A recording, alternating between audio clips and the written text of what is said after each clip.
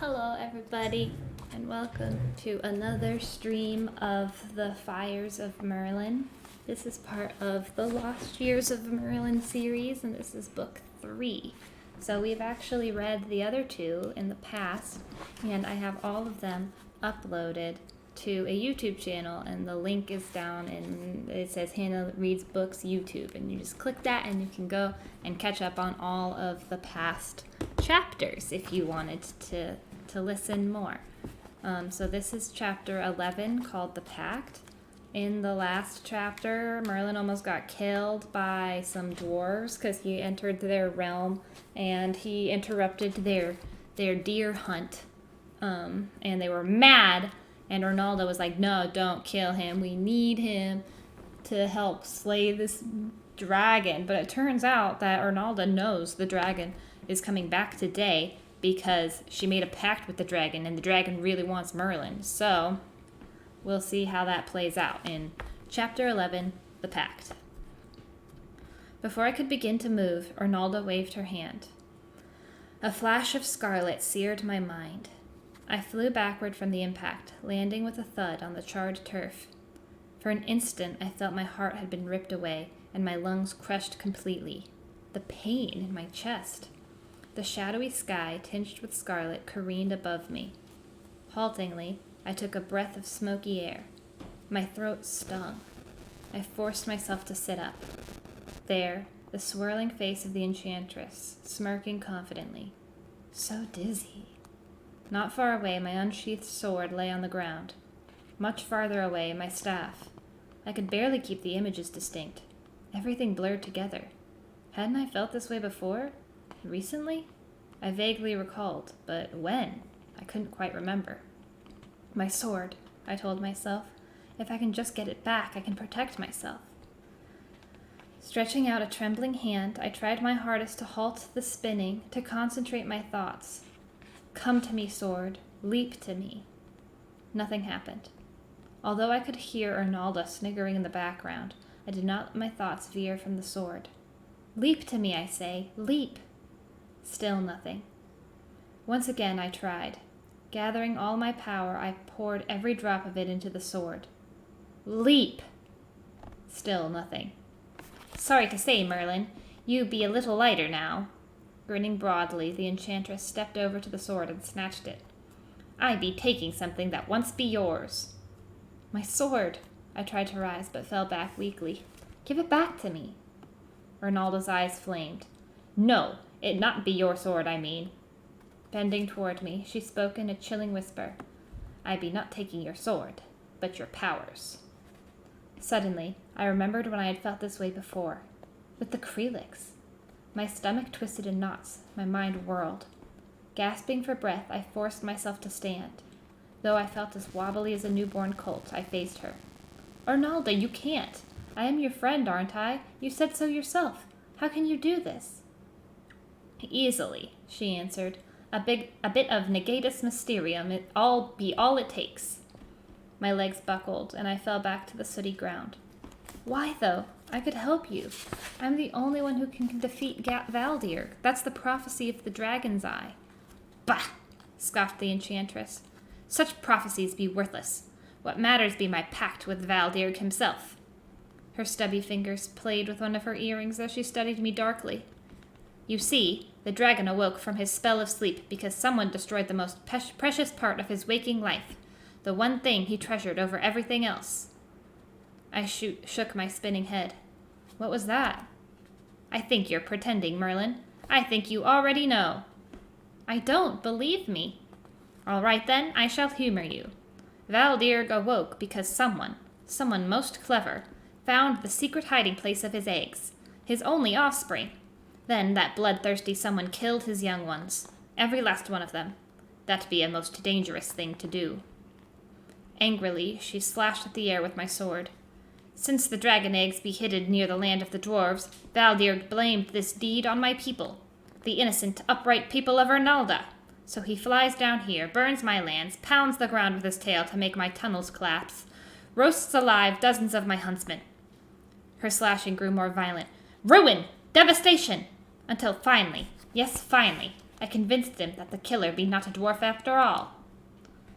I started to speak, but her torrent of words overwhelmed me.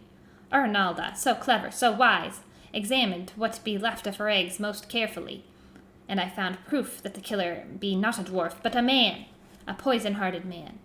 It be no easy task to convince Vialdirg himself to look close enough to see the proof, since even flying high above the remains fills him with rage.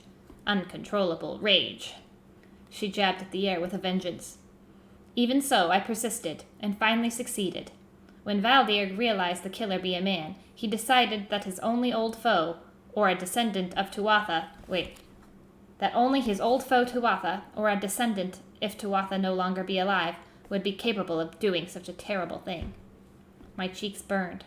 Where did he get such an idea? That be simple. Her taut lips scowled at me. It be true. But it's not. I started to stand, but she slashed at me with the blade until I sat down again. So I, Arnalda, made a pact with Wings of Fire. Indeed I did. We agreed that if I could deliver you to him, he would leave my people in peace, forever. But dragons be not patient. He refused to wait very long. I stabbed at the ashen earth. We agreed to meet tonight.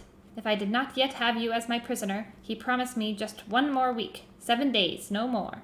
If, on the night of the 7th day, I could not produce you, then he vowed to annihilate every last one of my people, and anyone else in his path until he found you. But I never killed his young. How could I?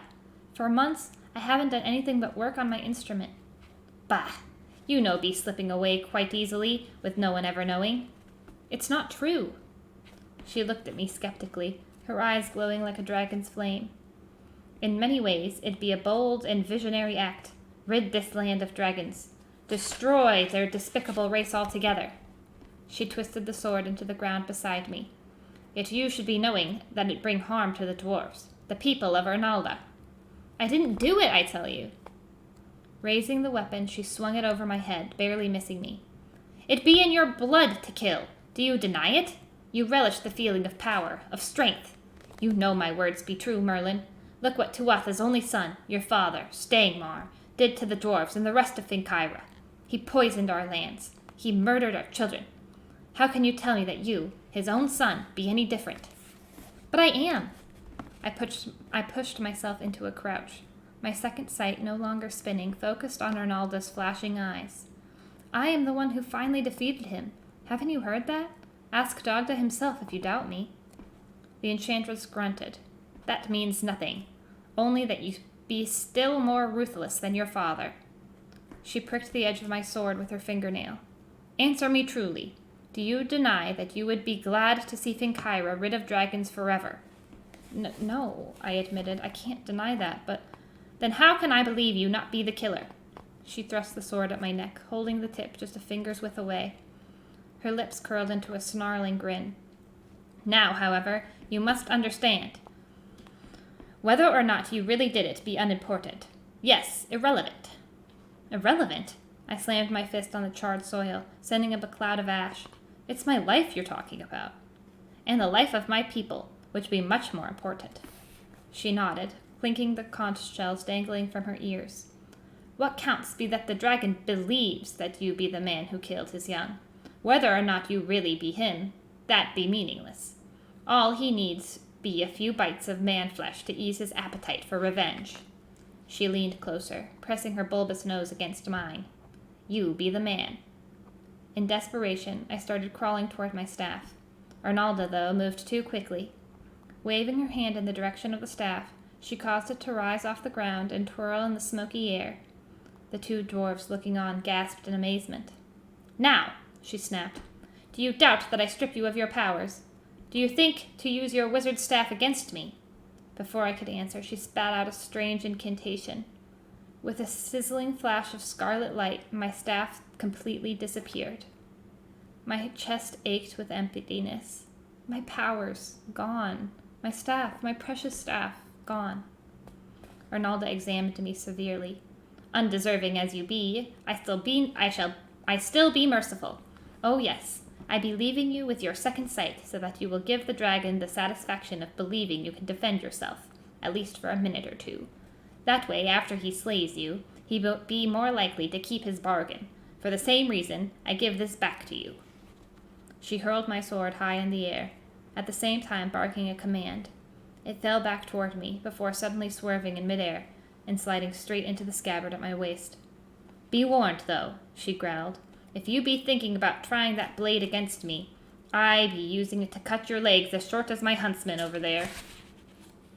The recently shortened dwarf, clasping his baggy leggings, released a whimper. Arnalda drew in her breath. "Now be the time. Up, I command you." She pointed with her staff toward a rocky, pyramid-shaped rise across the plateau. "March to that hill. The dragon be arriving there soon." Weakly, I struggled to my feet. My mind reeled, even as my body ached. I had feared, even expected, that I would lose my life in the end to Valdierg. But not like this. No, not at all like this. And although some of my strength had returned, I felt more than ever that emptiness in the middle of my chest, as if my very center had been torn away. My future as a mage was already clouded, bad enough, but now whatever powers I possessed, those gifts of magic I barely even understood, had vanished, and with them something more, something very close to my soul. Okay, my friends, that is chapter 11, and tomorrow we will read chapter 12 called To Circle a Story. Thank you, John Adams 43. It's because I read a lot of books. So I hope you all come join me tomorrow and have a wonderful night.